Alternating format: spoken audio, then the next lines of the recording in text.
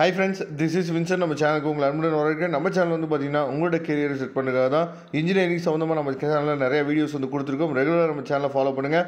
மறக்காமல் உங்கள் ஃப்ரெண்ட்ஸுக்கும் மேக்ஸிமம் நம்ம சேனலை பற்றி சொல்லுங்கள். அது மட்டும் இல்லாமல் நம்ம சேனலோட வாட்ஸ்அப் குரூப்பில் கண்டிப்பாக ஜாயின் பண்ணுங்கள். வாட்ஸ்அப் குரூப்போட லிங்க் டிஸ்கிரிப்ஷன் பாக்ஸில் இருக்குது. வாட்ஸ்அப் குரூப்பில் நீங்கள் ஜாயின் பண்ணிட்டீங்க அப்படின்னா நாம உடனே கூடிய அப்டேட் எல்லாமே நான் நினச்சி பார்த்தா வாட்ஸ்அப் குரூப்பில் ஷேர் பண்ணுவோம். அது உங்களுக்கு ரொம்பவே ஹெல்ப்ஃபுல்லாக இருக்கும். ஓகே ஃப்ரெண்ட்ஸ், ரொம்ப ஒரு முக்கியமான வீடியோ. நிறைய பேர் நம்மள்ட்ட கேட்டது என்னென்னா, சார் டிஎன்இஏ கவுன்சிலிங்கோட ஃபுல் ஷெடியூல் எங்களுக்கு எப்போ சார் கிடைக்கும் அப்படின்னு சொல்லி நிறைய பேர் கேட்டிங்க. சரியா, அதாவது ஃபுல் ஷெடியூல் நம்ம சொல்லும் போது நிறைய பேர் ஒரு விஷயத்தை புரிஞ்சுக்கணும். என்ன ஃபுல் ஷெடியூல் அப்படின்னா, இப்போ நீங்கள் பார்த்துருக்கிறது வந்து பார்த்தீங்கன்னா இது லாஸ்ட் இயரோட ஷெடியூல். சரியா, லாஸ்ட் இயர் வந்து நமக்கு என்ன சொல்லியிருக்காங்க அப்படிங்கிறது நல்லா தெளிவாக நீங்கள் பாருங்கள். அதாவது நமக்கு இப்போ எந்த ஸ்டேஜில் இருக்கோம் அப்படின்னா பப்ளிகேஷன் ஆஃப் ரேங்க் லிஸ்ட்டு. சரியா, அதாவது நமக்கு வந்து ரேங்க் லிஸ்ட் வந்து நமக்கு எப்போ கிடைக்க போகுது அப்படின்னா 27/6/2024. சரியா, 27ஆம் நமக்கு வந்து பார்த்திங்கன்னா ரேங்க் லிஸ்ட் வந்து நமக்கு கிடைக்க போகுது. அதுக்கப்புறம் வந்து பார்த்தோம் அப்படின்னா ரேங்க் லிஸ்ட்டு கிடைச்சதுக்கப்புறம் ஒரு 10 நாள் இல்லை ஒரு 8 நாள் என்னென்னா டைம் கொடுப்பாங்க. எதுக்குன்னா இந்த குறைகளை தீர்க்கும் நாள் அப்படி கவர்னர் ரெகுலேஷன் சொல்லி என்ன பார்த்தா கொடுப்பாங்க. இது எதுக்காக கொடுக்குறாங்க அப்படின்னு சொல்லி பார்த்தீங்க அப்படின்னா, அதாவது சப்போஸ் ரேங்க்கில் சில பேருக்கு என்ன பார்த்தா ஒரு மாற்றம் வேணும். அதனால தான் இந்த வருஷம் என்ன பண்ணியிருக்காங்கன்னு சொல்லி பார்த்தீங்கன்னா, இப்போ ரீவேல்யூவேஷன் போட்டுட்டு அவங்க வந்து என்ன பண்ணியிருக்காங்க, மார்க் வந்து சில பேர்த்துக்கு அப்டேட் ஆகிருக்கு. அப்படிங்கிற பட்சத்தில் இப்போ நேற்றுக்கு வந்து பார்த்திங்க அப்படின்னா அக்ரிகல்ச்சர் கவுன்சிலிங்கு ரேங்க் லிஸ்ட் வந்து பார்த்திங்கன்னா நேற்று வந்திருக்கணும். ஆனால் அவங்க என்ன பண்ணுறாங்கன்னா அந்த ரேங்க் லிஸ்ட்டில் மாற்றம் ஏற்பட்டு இன்றைக்கி என்ன பண்ணுறாங்கன்னு சொல்லி பார்த்தீங்கன்னா அந்த ரேங்க் லிஸ்ட்டை கொடுக்குறாங்க. அதே மாதிரி உங்களுக்கு பிரச்சனையே இல்லை. ஏன்னா நிறைய பேர் நம்மள்ட்ட கேட்குறீங்க, ரீவேல்யூவேஷன் போட்டவங்களுக்கு ரேங்க் லிஸ்ட் அப்டேட் ஆயிருமா? ஆட்டோமேட்டிக்காக ஆயிடும். ஏன் அப்படின்னா சில பேர் தான் வந்து நீங்கள் வந்து டிஎன்இ அப்ளிகேஷன் போடும் போதே மார்க்கை வந்து டைப் பண்ணிங்க. ஆனால் சில பேர் என்ன பண்ணலன்னா டைப்பே பண்ணலை. அப்போ அவங்க என்ன பண்ணுறாங்க அப்படின்னா உங்களோட மார்க்கை அவங்களே எடுத்துக்கிறாங்க. சரியா, சிபிஎஸ்சி ஐசிஎஸ்சி படித்தவங்களை தவிர நீங்கள் ஸ்டேட் போர்டில் படிச்சிருந்தீங்க அப்படின்னா உங்களோட மார்க்கை அவங்களே எடுத்துக்குவாங்க.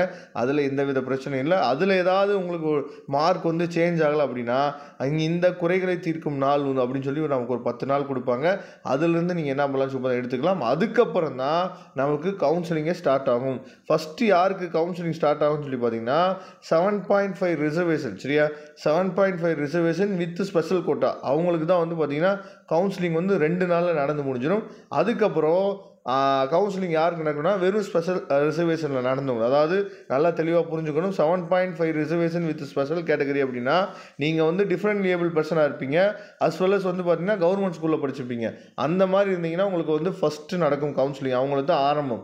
அடுத்து வந்து பார்த்தீங்கன்னா டிஃப்ரெண்ட் லேபிளாக இருப்பீங்க. ஆனால் கவர்மெண்ட் ஸ்கூலில் படிச்சிருக்க மாட்டீங்க. சரியா, அவங்களுக்கு வந்து பார்த்தீங்கன்னா அடுத்த நாள் நமக்கு நடக்கும். 2 நாள் தான் அவங்களுக்கு நடக்கும். அதுக்கப்புறம் தான் அதாவது ஜென்ரல் கவுன்சிலிங், அதுக்கப்புறம் அதாவது 7.5 ரிசர்வேஷன் எல்லா பேத்துக்கும் காமனாக இருக்க 7.5 ரிசர்வேஷன், அதுக்கப்புறம் ஒகேஷனல் கவுன்சிலிங் இதுதான் நமக்கு வந்து ரொம்ப நாள் நடக்கும். அதுக்கப்புறம் சப்ளிமெண்ட்ரி கவுன்சிலிங் நடக்கும். அதுக்கப்புறம் எஸ்சிஏ டு எஸ்சி கவுன்சிலிங் நடக்கும்.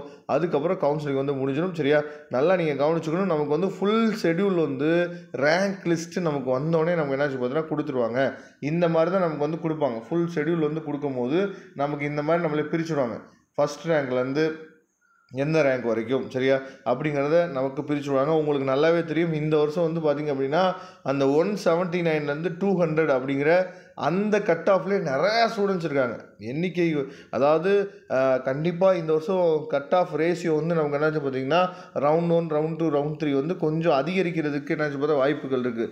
ஒரு 180 கூட என்ன பண்ணலாம்னா வரலாம் மேபி. சரியா, ஏன்னா அந்த நம்பர் ஆஃப் ஸ்டூடெண்ட்ஸ் அந்த ரேஷியோ வந்து என்னாச்சு பார்த்திங்கன்னா அதிகமான ஸ்டூடெண்ட்ஸ் வந்து 180க்கு மேலே எடுத்திருக்காங்க.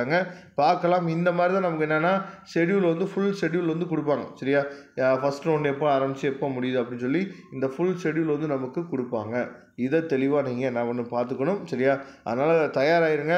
நமக்கு ரேங்க் லிஸ்ட் வந்துருச்சு அப்படின்னா அதுக்கப்புறம் வந்து கவுன்சிலிங் வந்து எப்படி ஆரம்பிக்குது எப்படி முடியுதே தெரியாது. காலேஜ் வந்து நான் ஓப்பன் பண்ணிடுவாங்க. சரியா, நம்ம சேனலை ரெகுலராக ஃபாலோ பண்ணுங்கள். உங்களுக்கு சாய்ஸ் ஃபில்லிங் ஹெல்ப் வேணும் அப்படின்னா எப்போ வேணால் நீங்கள் நம்மளே தொடர்பு கொள்ளலாம்.